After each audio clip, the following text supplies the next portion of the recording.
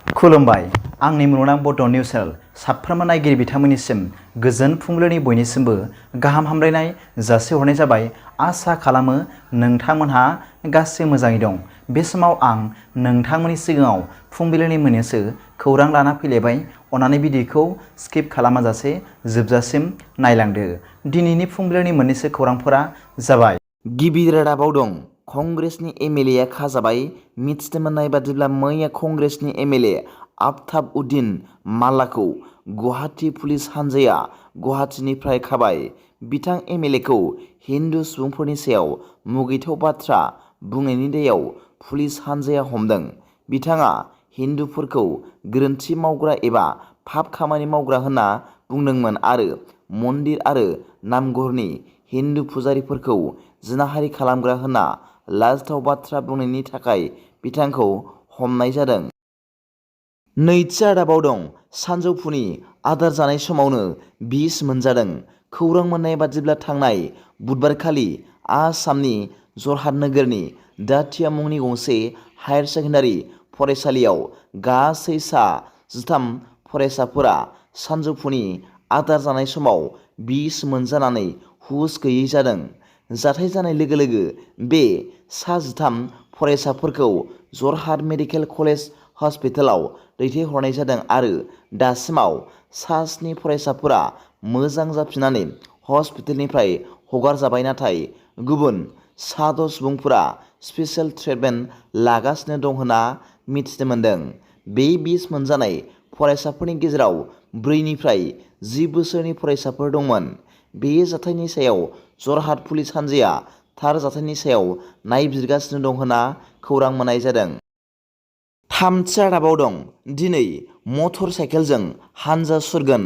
खौरां मोननाय बादिब्ला दिनै थामहिनबा 10 अक्ट' सुक्रुबारखालि सुबुंफोरनि जौगानाय लाबोनायनि थांखिजों UPPL राजखान्थि हानजाया मटर साइकेलजों हानजा सुरनायखौ फुंनि 9:30 बाजियाव क'क्राझार ग्रिनफिल्डनिफ्राय जागायगोन आरो चिरां जिल्लानि काजलगावसिम गासै 5,000 निबो बांसिन सुबुंफोरा हानजा सुरगोन होनना मिथिनो मोननाय जादों।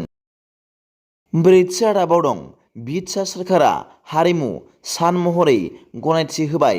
अस्ताद कामिनी कुमार नार्जारिनि जोनोम सानखौ अस्ताद कामिनी कुमार नार्जारि ट्रास्टनो 1 कौटि रां अनसुंथाइ होगोन होनना खोथा होदों बिटिआर सोरखारा। लोगोसे बागुरुम्बा मोसानायखौ गिनिज बुक अफ वर्ल्ड रेकर्डनि थाखाय साखाफारा खालामगासिनो दं होनना मिथिनो मोन्दों। मैया संगित नाटक एकाडेमि बान्था मोनगिरि अस्ताद कामिनी कुमार नार्जारिनि 97थि जोनोम सान। मैयानि बे अस्ताद कामिनी कुमार नार्जारिनि 97थि जोनोम सानजों लोब्बा लाखिनानै दुलाराय बर' फरायसा आफादा क'क्राझार जिल्ला दुलाराय बर' हारिमु आफादनि मददजों क'क्राझार सोहोरनि सोनाब फारसे सान्दामारियाव थानाय बड'फा कालचारेल कमप्लेक्सआव बर' हारिमुआव अस्ताद कामिनी कुमार नार्जारिनि बिहोमा आयदानि सायाव सावरायमेल खुंफुंदों। बे हाबाफारियावनो बाहागो लादोंमोन दुलाराय बर' फरायसा आफादनि आफादगिरि दिपेन बर'। लोगोसे बिटिआरनि गाहाय मावफुं सोद्रोमा प्रमद बर'आ बाहागो लानानै अस्ताद कामिनी कुमार नार्जारिनि जोनोम सानखौ हारिमु सान महरै फालिनायनि खोथा फोसावनानै होयो। बेजों लोगोसेनो अस्ताद कामिनी कुमार नार्जारि ट्रास्टनो 1 कौटि रां होनो थाखायबो खोथा होयो बिटिआरनि गाहाय मावफुं सोद्रोमा मानाव गेदेर प्रमद बर' बिथाङा। बाथि रादाबाव दं मुगैथाव जाथाय सासे बर' हिन्जावसाखौ सासे मुस्लिम सेंग्राया जिनाहारि खालामनानै आखाइ आथिं खाख्रबनानै गारनानै गालांदों।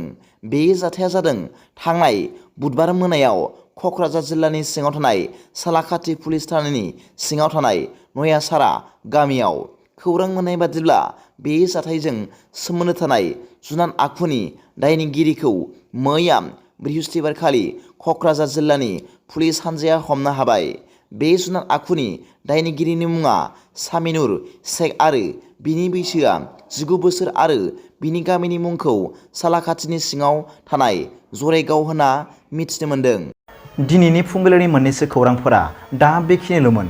भिडिअखौ मोजां मोनदोंब्ला आंनि बे मुलुगनां बड' निउस चेनेलखौ अननानै साबस्क्राइब खालाम आरो बेल आइकनआवबो थुनानै ला जाहाथे आं गोदान निउस आपडेट लानानै फैब्ला नोंथांनियाव सिगांग्रो नटिफिकेसन सौहैयो। दा बेलासिनि रादाबाव नोंथांमोनखौ आंनि बे चेनेलाव गासैखौबो बरायहरनाय जाबाय। गोजोन्थों। एसेनोसै। जै बर' हारिनि